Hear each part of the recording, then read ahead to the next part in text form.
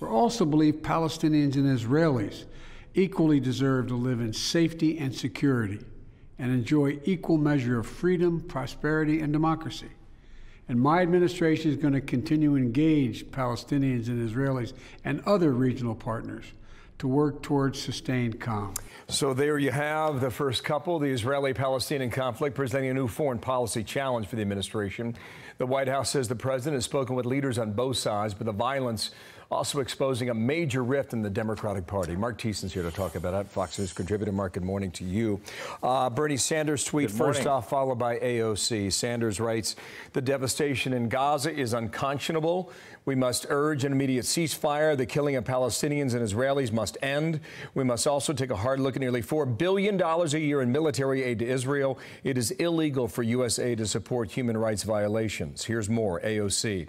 If the Biden administration can't stand up to an ally, who can it stand up to? How can they credibly claim to stand for human rights? Where do you see this disagreement headed, Marc? Well, first of all, those things the Bernie Sanders comments are shameful. The reason why you don't see mass casualties in Israel is because of that Iron Dome that you just saw. There would be a lot more civilian casualties if Israel wasn't capable of defending itself, and if it wasn't for U.S. military aid to Israel that allows that.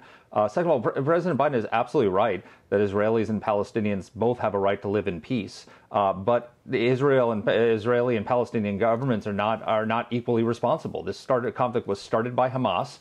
And it is not just Hamas that is doing this. Hamas is a wholly owned subsidiary of the Iranian regime. Those 3,000 rockets that are raining down on Israel were provided to them by Iran. And this is a direct result of the Biden administration's signaling to Iran that they desperately want to get a nuclear deal, and that's their top priority, and they're projecting weakness. And so Iran is testing them and attacking our ally Israel by proxy.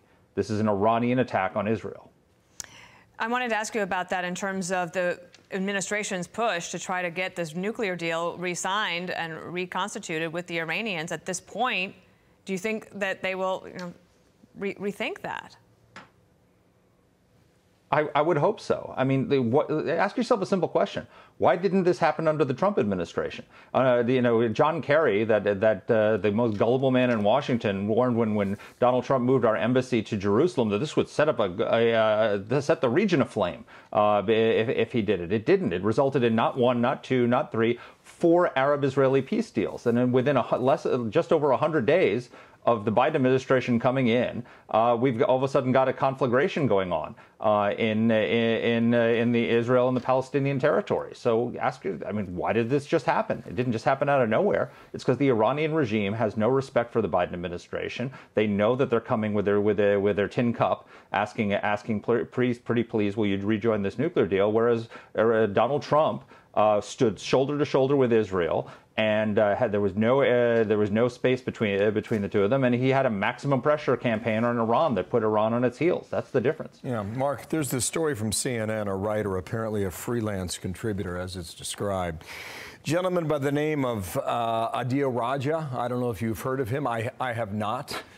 He apparently sent out a number of tweets. Here's one of them: "The world today needs a Hitler."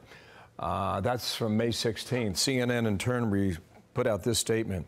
Adil Raja has never been a CNN employee. As a freelancer, is reporting contributed to some news gathering efforts from Islamabad. However, in light of these abhorrent statements, he will not be working with CNN again in any capacity. You read the story. What do you take from that? Well, first of all, it's not just he contributed a couple of things here and there. He wrote 54 articles for CNN, so it's not like he had a tenuous connection to CNN. But second of all, also, this is not new. I mean, this is not related to this conflict. In 2014, he tweeted out that Hail Hitler, and he said he was supporting Germany in the World Cup because Hitler was a German and he did a good job with those Jews. CNN didn't notice that back in 2014. You'd think they'd do better due diligence on their contributors.